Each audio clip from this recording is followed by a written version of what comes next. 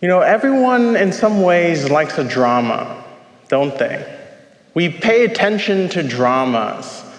Even daily television, that's when all the dramas are on. In our culture today, we're always talking about our own story. What is your story, and what dictates it? Is your drama or the story of your life, is it being dictated by your ego, the ego drama?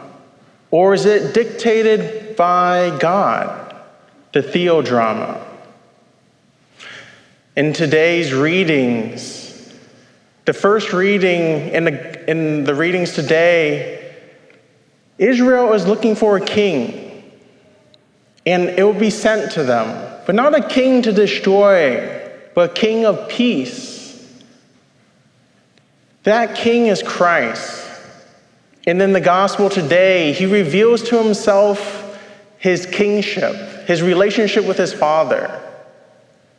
It shows that everything comes from him, and everything from God to us was given to Christ.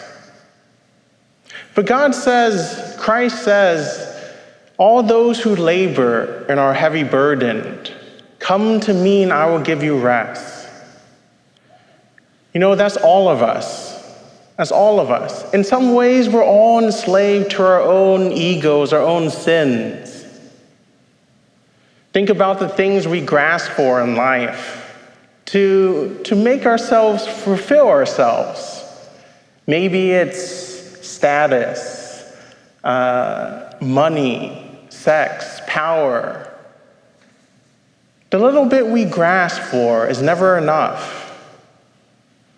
St. Augustine once said that our hearts are restless until they rest in you, Lord.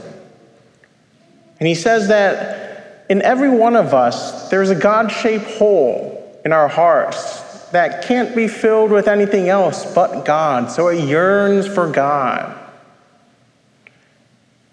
But we're enslaved in some ways to other things in our lives. What are those things that you're enslaved to, that burdens you in your life, that you labor over but it never fulfills you? This is what Christ is calling out to us, all of us who labor and our lives are burdened. But then the paradox is that he says, take my yoke upon you. When I hear take my yoke, that doesn't sound like rest. It sounds like work to me. But I think the thing that Christ is saying is that we try to do things ourselves. Within the ego drama of our lives, everything is about us. It looks through our eyes. Everything is taken for our wanting. And that's burdensome. But he says, take my yoke upon you. Learn from it.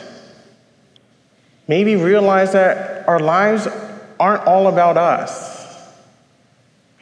But if we take his yoke, we don't have to carry the burden of our lives on our own.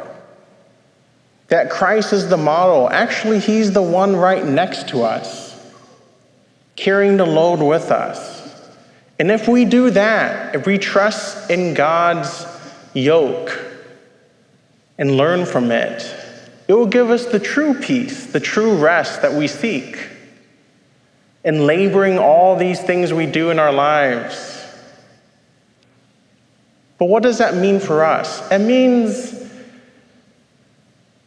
what dictates your life? What decides what you do, what you see, what you say? Religious things that we dictate by God, but everything. Everything. What we watch, our politics, our sex, what we do, everything. God is asking us to give it all to him. And we will find the rest, the peace in our life that we always seek.